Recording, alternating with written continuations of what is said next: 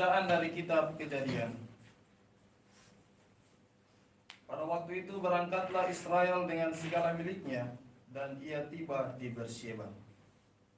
Lalu dipersembahkannya kurban sembelihan kepada Allah Ishak hambanya. Bersabdalah Allah kepada Israel dalam penglihatan waktu malam, Yakub, Yakub. Sahutnya, ya Tuhan. Maka bersabdalah Allah, Akulah Allah, Allah ayahmu. Janganlah takut pergi ke Mesir, sebab aku akan membuat engkau menjadi bangsa yang besar di sana. Aku sendiri akan menyertai engkau pergi ke Mesir, dan tentulah aku juga akan membawa engkau kembali.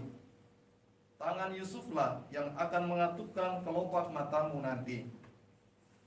Maka berangkatlah Yakub dari Bersyeba.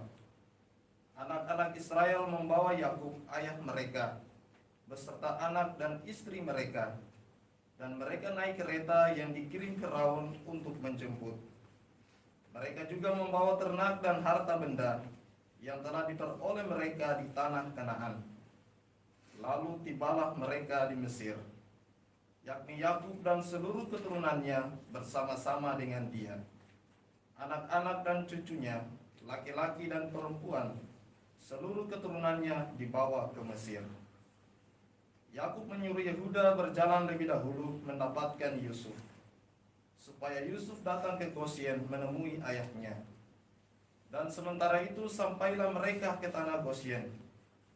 Lalu Yusuf memasang keretanya dan pergi ke Gosyen mendapatkan ayahnya Israel. Ketika Yusuf bertemu dengan ayahnya, dipeluknyalah leher ayahnya dan lama menangis pada bahunya.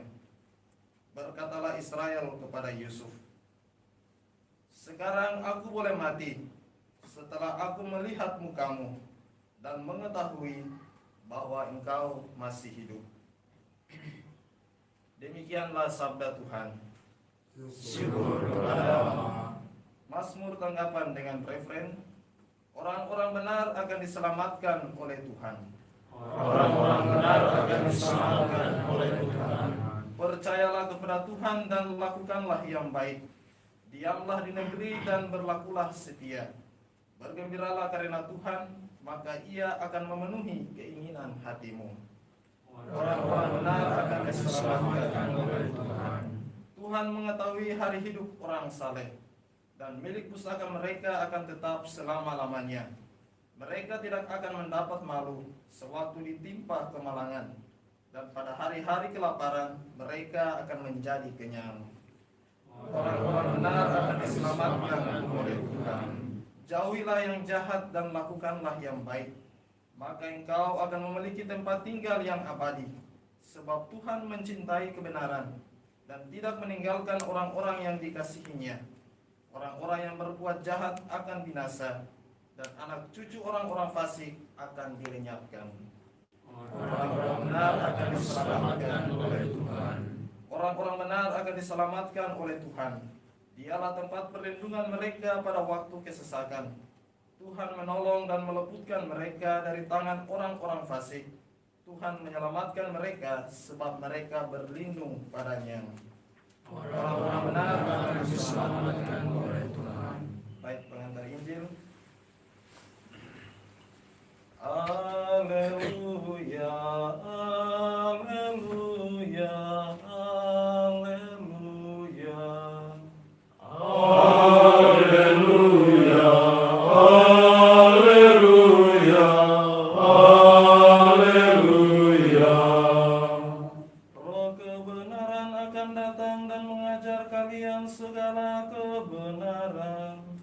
Ia akan mengingatkan segala yang telah kunyatakan kepadamu.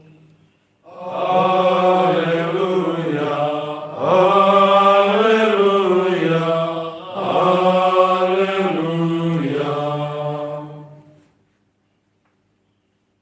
Tuhan sertamu Dan sertamu juga. Nilai Injil Yesus Kristus menurut Matius. Dimuliakanlah Tuhan. Pada suatu hari Yesus bersabda kepada ke-12 muridnya, Lihat, aku mengutus kalian seperti domba ke tengah-tengah serigala. Sebab itu hendaklah kalian cerdik seperti ular dan tulus seperti merpati. Tetapi waspadalah terhadap semua orang, sebab ada yang akan menyerahkan kalian kepada majelis agama, dan mereka akan menyesah kalian di rumah ibadatnya. Karena aku kalian akan digiring ke muka para penguasa dan raja-raja sebagai suatu kesaksian bagi mereka dan bagi orang-orang yang tidak mengenal Allah. Apabila mereka menyerahkan kalian, janganlah kalian khawatir akan bagaimana dan akan apa yang harus kalian katakan, karena semuanya itu akan dikaruniakan kepadamu pada saat itu juga. Karena bukan kalian yang akan berbicara, melainkan Roh Bapamu, Dialah yang akan berbicara dalam dirimu. Orang akan menyerahkan saudaranya untuk dibunuh, demikian pula seorang ayah terhadap anaknya.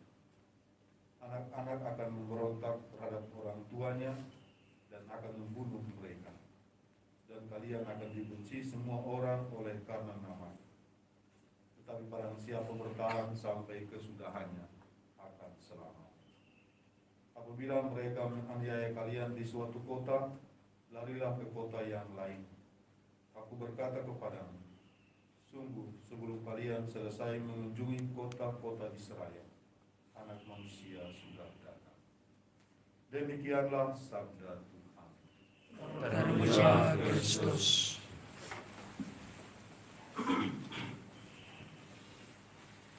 Para pastor, diakon, brother, saudara yang terkasih, dunia yang kita tempati saat ini bukanlah dunia yang jujur, setia, dan tulus. Artinya nilai-nilai itu tidak banyak kita temui saat ini. Dan Tuhan mengutus kita untuk menjadi domba dengan menggunakan kecerdikan ular, dilandasi ketulusan merpati dengan talenta yang telah diberikan kepada kita masing-masing. Untuk menjadi cerdik seperti ular dan tulus seperti merpati, ada beberapa hal yang harus kita tumbuh kembangkan dalam diri kita masing-masing. Yang pertama, kehati-hatian. Dalam bacaan tadi Yesus dia mengatakan tetap waspadalah terhadap semua orang. Ada begitu banyak orang Kristen yang baik, yang tulus, namun tidak hati-hati karena itu mudah ditipu. Orang di luar sana banyak yang licik, dan kalau kita tidak hati-hati, kita akan menjadi mangsa mereka. Karena itu kita diminta untuk hati-hati dalam menilai orang. Karena kalau kita tidak hati-hati, kita tidak bisa menghindarkan diri dari jebakan mereka. Yang kedua, soal konsistensi. Tetap orang yang bertahan sampai akhir kesudahan akan selamat. Kelemahan banyak orang tulus adalah kurang konsisten. Dan kalau orang tidak konsisten, kita tidak konsisten, maka banyak pekerjaan yang tidak bisa diselesaikan sesuai dengan target. Kalau kita tidak membangun muncul konsistensi dalam diri, kita tidak akan berhasil dalam apapun yang kita kerjakan. Karena itu kita diminta untuk belajar konsisten dalam hidup. Yang berikut soal kreativitas. Kalau usaha yang kita lakukan di suatu tempat tidak efektif, kita juga berani untuk mengambil langkah lain. Jangan sampai kita terus bertemu di tempat yang sama tapi tidak menghasilkan apa-apa. Kalau apa yang kita lakukan sekian tahun tidak menghasilkan, kita perlu juga melakukan cara yang lain. Cara yang lain itulah kreativitas. Orang yang kreatif tidak pernah terpatok pada keputusan.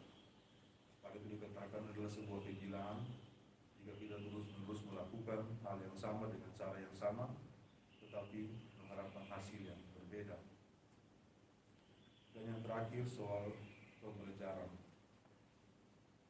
Tanpa proses pembelajaran, kita tidak akan bisa berkembang. Karena itu jangan pernah berhenti untuk belajar. Karena saat kita belajar, kita akan terus bertumbuh. Tanpa proses pembelajaran, kita tidak akan pernah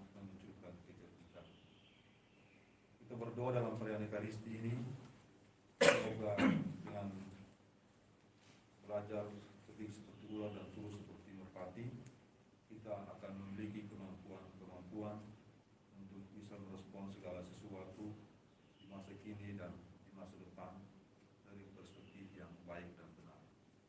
Semoga demikian. Amin.